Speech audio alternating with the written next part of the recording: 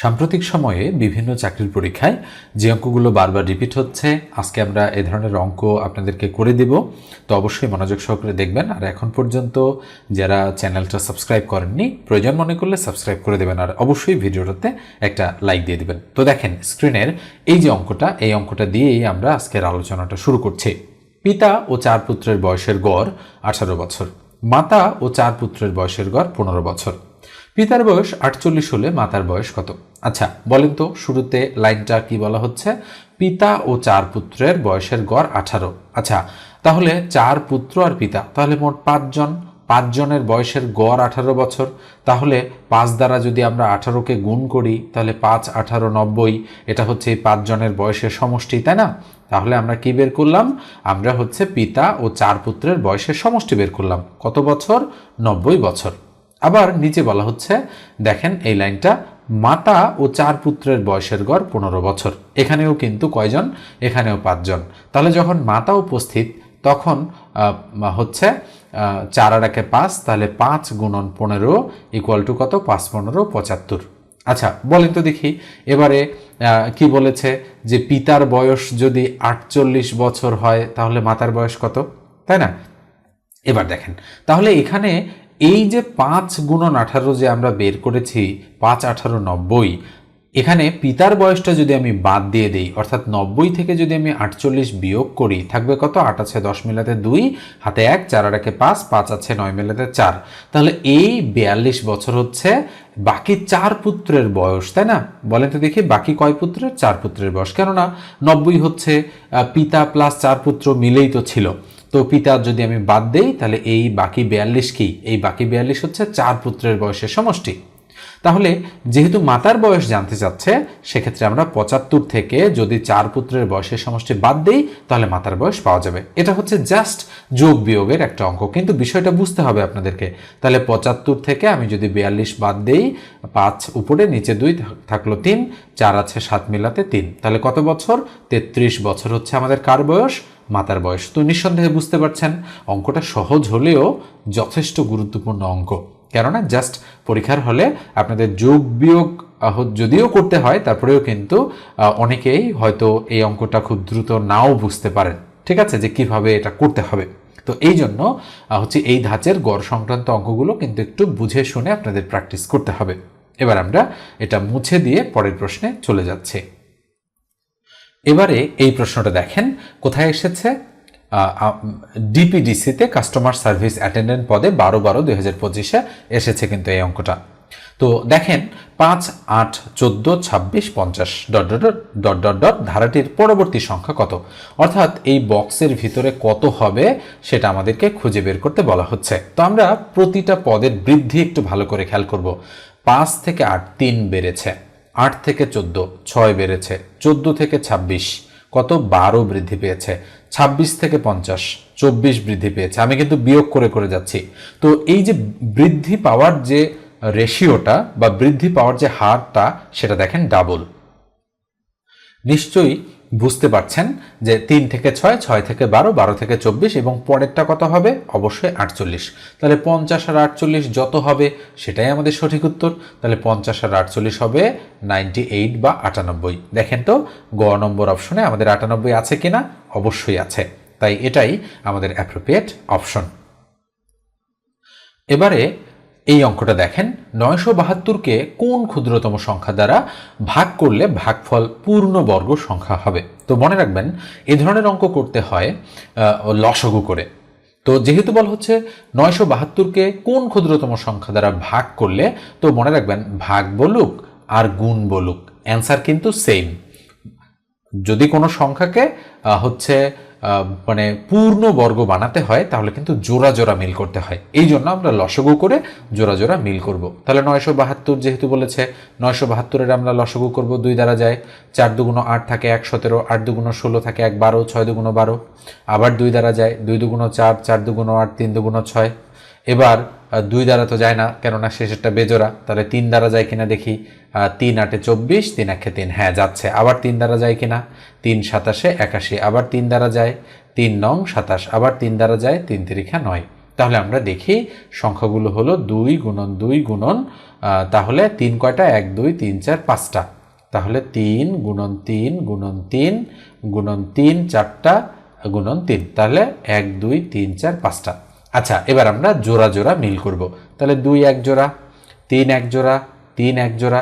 এই যে দেখেন এই 3-এর জোড়াটা নেই, তাহলে আমরা করব কি, যে যেহেতু এই 3-এর জোড়াটা নেই, তাই এই 3টা বাদ দেওয়ার জন্য আমরা পুরো সংখ্যাটাকে যদি 3 দ্বারা ভাগ করি, তাহলে এই 3 আর এই 3 কেটে যাবে, বাকি যেগুলো থাকবে সেগুলো কিন্তু অবশ্যই পূর্ণবর্গ। আপনি এগুলো সব গুণ করে দেখেন, পূর্ণবর্গ পেয়ে যাবেন। তো এই জন্য 972কে যদি আমি 3 দ্বারা ভাগ করি, তাহলে আমরা একটা পূর্ণবর্গ সংখ্যা পাবো। ওকে, এই জন্য 3 হচ্ছে আমাদের কাঙ্ক্ষিত সঠিক উত্তর। আপনি একটু খেয়াল করে দেখেন, 972কে 3 দ্বারা ভাগ করে দেখেন পূর্ণবর্গ পাওয়া যায় কিনা। তাহলে 3 তিরিখে 9 আর 3 24-এ 72 হয়ে গেল। তাহলে 324 আমরা কত কত গুণ করলে 324 পাবো বলেন তো দেখি। আমরা হচ্ছে 16 16 256, আচ্ছা 18 18 324 হয় এক্স্যাক্টলি। আমি একটু গুণ করে দেখি। আর 8 8 8 64 4 হাতে কত 6, 8 1 8 8 6 14, আবার 18 1 18, তাহলে 4 8 4 12 2 হাতে 1 1 আর 1 2 আর 1 3। হ্যাঁ এক্স্যাক্টলি, তার মানে 18-এর উপর স্কোয়ার করলে আমরা 324 পাবো। সেক্ষেত্রে অবশ্যই আমাদের সঠিক উত্তর হচ্ছে এখানকার মধ্যে 3, কেননা 972কে 3 দ্বারা ভাগ করলে 324 হয় এবং 324 একটা পূর্ণবর্গ সংখ্যা। জাস্ট আমি একটু মেলাই দিলাম যে আসলে হয় কিনা। তো যেহেতু ক্ষুদ্রতম বলেছে, সেক্ষেত্রে আমরা কিন্তু ক্ষুদ্রতমটাই বিবেচনা করেছি। দেখেন এখানে 5 আছে, 6 আছে, 12 আছে, হয়তো এগুলো দ্বারা ভাগ করলেও পূর্ণবর্গ হতে পারে কোনো না কোনোটা, কিন্তু সেক্ষেত্রে অ্যান্সার হবে আমাদের শুধুমাত্র 3, কেননা এই ক্ষুদ্রতম সংখ্যাটা থাকার কারণে। ওকে, তো নিশ্চয়ই বুঝতে পেরেছেন আমি কি বলছি। তো এটা মুছে দিয়ে আমরা এবারে পরের প্রশ্নে চলে যাচ্ছি। এই প্রশ্নটা দেখেন, এগুলো সাম্প্রতিক সময়ের প্রশ্ন। আমি কিভাবে বলছি, এই যে দেখেন ক্রিয়েটেড 2 months ago এটা লেখা রয়েছে। তো এই জন্য হচ্ছে এগুলো কিন্তু সাম্প্রতিক সময়ের এই প্রশ্ন। এটা লেখাটা দেখে আপনারা বুঝবেন। তো দেখেন একটি সংখ্যা অপরটির দ্বিগুণ, যদি সংখ্যা দুটির যোগফল 18 হয়, তাদের বিয়োগফল কত? তাহলে আমরা ধরলাম যে ধরি আমাদের একটি সংখ্যা হচ্ছে x, আমরা এভাবে লিখলাম যে একটি সংখ্যা x, তাহলে অপর সংখ্যাটা কি হবে? অপর সংখ্যাটা হবে 2x। অথবা আমরা যদি এই অনুযায়ী যাই, একটি সংখ্যা অপরটির দ্বিগুণ, তাহলে আমরা শুরুতে ধরব যে অপর যে সংখ্যাটা আছে অপর সংখ্যাটা x, তাহলে একটি সংখ্যা হচ্ছে 2x। দেখেন একটি সংখ্যা অপরটির দ্বিগুণ, তাহলে অপরটাই আমাদের x আর একটি সংখ্যা হচ্ছে 2x, তাই না? আমরা এইভাবে মিলিয়ে ধরলাম ব্যাপারটা। আপনি যদি উল্টো করে ধরেন তাতেও হবে। এবার বলা হচ্ছে যদি সংখ্যা দুটির যোগফল 18 হয়, তাহলে প্রশ্ন মতে বিল্ড আপ করতে হবে। তো আমরা এখানে লিখব প্রশ্ন মতে, তাহলে x প্লাস 2x এই দুটো যোগ করলে কত হবে? 18। এই যে দেখেন প্রশ্ন মতে বিল্ড আপ হয়ে গিয়েছে। তো বা 2x আর x কত হবে? 3x = 18। তাহলে সুতরাং আমরা বলতে পারি x = 18কে 3 দ্বারা ভাগ করলে 6। তো যেহেতু 6 পেয়েছি, বলেন তো দেখি সংখ্যা দুটো কত হবে? x এর মান 6 আর 2x এর মান কত? তাহলে x এর মান হচ্ছে 6, 2x এর মান হচ্ছে 6 2 12, তাহলে একটা 6 আর একটা কত? 12। তাহলে বলা হচ্ছে তাদের বিয়োগফল কত। আচ্ছা বলেন দেখি এবার সংখ্যা দুটোর বিয়োগফল কত? তাহলে 12 থেকে 6 যদি আমি বিয়োগ করি, 12 - 6, তাহলে 6 হচ্ছে আমাদের অ্যাপ্রোপ্রিয়েট অ্যান্সার। এই যে দেখেন ক নম্বর অপশনেই কিন্তু আমাদের সঠিক উত্তরটা রয়েছে। জাস্ট এভাবেই আপনাদের কিন্তু বুঝে বুঝে অঙ্কগুলো প্র্যাকটিস করতে হবে। এটাও রিসেন্ট টাইমের অঙ্ক, আমি কিন্তু অনেকবার এই ধাঁচের অঙ্ক আপনাদেরকে করে দিয়েছি। তো আজকে আর করে দিচ্ছি না, এটা আমি আপনাদেরকে HW দিচ্ছি, কেননা বেশ কয়েকটা ভিডিওতে রিসেন্ট টাইমে আমি কিন্তু এই অঙ্কটা আপনাদের করে দিয়েছি কয়েকবার। তো এই জন্য HW1 এর অ্যান্সার কত হবে? ক, খ, গ, ঘ 4টা অপশন রয়েছে। আপনারা অবশ্যই অ্যান্সারটা লিখে আমাকে কমেন্ট করে জানাবেন এবং অবশ্যই করবেন, কিন্তু অঙ্কগুলো প্র্যাকটিস করবেন। আর যদি করতে না পারেন তাহলে নম্বরটা উল্লেখ করবেন যে এত নম্বর অঙ্কটা করতে পারিনি, অঙ্কটা একটু করে দেন। তাহলে আমি পরবর্তী ভিডিওতে এই অঙ্কগুলো করে দেওয়ার চেষ্টা করব যেগুলো আপনারা পারেননি। ঠিক আছে? এবারে এটা দেখেন, এটাও রিসেন্ট টাইমের একটা অঙ্ক। একটি বাঁশের হাফ অংশ কাদায়, আচ্ছা এরপরে বলা হচ্ছে 3-এর 1 অংশ পানিতে এবং অবশিষ্ট 2 মিটার পানির উপরে আছে, বাঁশটির দৈর্ঘ্য কত? তো যেহেতু বলেছে বাঁশটির দৈর্ঘ্য কত, তাহলে আমরা ধরে নিতে পারি যে ধরি বাঁশটির দৈর্ঘ্য = x। তাহলে যেহেতু বলা হচ্ছে হাফ অংশ কাদায়, তাহলে আমরা বলতে পারি x/2 এই অংশটা কাদায়, তাই না? অর্থাৎ x এর হাফ অংশ, তো তাই না? x এর হাফ মানে কি? x তো উপরে চলে যায়, তাহলে x/2। আবার বলা হচ্ছে 3-এর 1 অংশ পানিতে, তাহলে অবশ্যই একইভাবে x/3 এই অংশটা পানিতে, এবং অবশিষ্ট আরও 2 মিটার আছে, তাহলে আরও 2 মিটার আছে এটা পানির উপরে। তাহলে আমরা প্রশ্ন মতে বিল্ড আপ করে ফেলতে পারি যে এই অংশটা যোগ এই অংশটা যোগ এই অংশটা মানে পুরো বাসটা, তাহলে ইকুয়াল হচ্ছে এক্স। এই যে দেখেন অ্যাকর্ডিং টু দ্য কোশ্চেন আমাদের বিল্ড আপ হয়ে গিয়েছে। তাহলে বা 3 আর 2 এর লসাগু 6, 3 2 6, তাহলে 2 অর্থাৎ 2 দ্বারা 6কে ভাগ করলাম 3, 3 দ্বারা এক্সকে গুণ করব 3x প্লাস 3 দ্বারা 6কে ভাগ করব 2, 2 দ্বারা এক্সকে গুণ করব 2x প্লাস, যেহেতু এই 2 এর নিচে 1 আছে, 1 দ্বারা 6কে ভাগ করলে 6, 6 দ্বারা 2কে গুণ করলে 6 2 12 ইকুয়াল কত x। তাহলে বাকি দাঁড়াবে 2 আর 3 উপরে 5x প্লাস হচ্ছে 12 আর তার নিচে 6 ইকুয়াল টু হচ্ছে x। এই x এর নিচে 1 আছে, এটা দ্বারা এটাকে গুণ, এটা দ্বারা এটাকে গুণ, তাহলে 6 দ্বারা x কে গুণ করলে কত হবে 6x ইকুয়াল 1 দ্বারা এটাকে গুণ করলে যা আছে তাই, তার মানে 5x প্লাস 12 বা 6x, এই 5x এইদিকে আসলে মাইনাস 5x ইকুয়াল হচ্ছে 12। তাহলে সুতরাং x ইকুয়াল টু 12, কেননা 6 থেকে 6x থেকে 5x বাদ দিলে একটা x থাকে, তাহলে x এর মান 12। এখন বাসটির দৈর্ঘ্য কত আমাদের কাছে জানতে চাচ্ছে, কত বের করেছি, x হচ্ছে ধরেছিলাম আমরা বাসটার দৈর্ঘ্য, তাহলে x এর মান 12, তাহলে 12 কোথায় আছে দেখেন তো দেখি, আমরা দেখতে পাচ্ছি এই যে আমাদের ঘ নম্বর অপশনেই 12 রয়েছে, আমরা যদি দাগাই এক্স্যাক্টলি এটাই হচ্ছে আমাদের সঠিক উত্তর। এ পর্যায়ে আরও একবার বলি, যারা চ্যানেলে নতুন যদি প্রয়োজন মনে করেন অবশ্যই চ্যানেলটা সাবস্ক্রাইব করে দেবেন, আর আমার কাছে যদি অনলাইনে পড়তে চান তাহলে 01642702760 এই নম্বরে হোয়াটসঅ্যাপে টেক্সট দিয়ে আমার সঙ্গে যোগাযোগ করবেন। আমি ঈদের পরেই নতুন একটা ব্যাচ শুরু করব। এটা দেখেন পি এর মান কত হলে 4x² - px + 9 একটি পূর্ণবর্গ সংখ্যা মানে পূর্ণবর্গ হবে। এটা কিন্তু একটা রাশি, কোনো পদ নয়। যদি কোনো মানে হচ্ছে যদি সিঙ্গেল কোনো সংখ্যা হতো তাহলে ধরেন আমরা বলতে পারতাম 49 একটা সংখ্যা, এটা পূর্ণবর্গ, কারণ হচ্ছে 7 এর উপর স্কোয়ার করলে 49 হয়, এটা কিন্তু সংখ্যা পূর্ণবর্গ। কিন্তু যখন একটা রাশি পূর্ণবর্গ হয় তখন মনে রাখবেন এরকমভাবে হয় a² - 2ab + b² অথবা a² + 2ab + b² এই আদলে, কেননা এটা মানে a - b তারপর হোল স্কোয়ার, আর এটা মানে a + b তারপর হোল স্কোয়ার। নিঃসন্দেহে বোঝেন এগুলো পূর্ণবর্গ রাশির ক্ষেত্রে।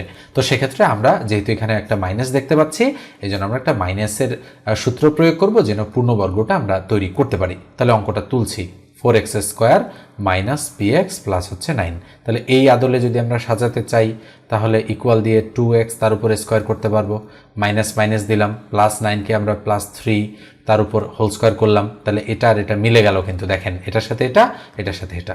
এবার মাঝখানের -2ab মিলানোর কথা, তাহলে -2 × a বলতে 2x × b বলতে 3।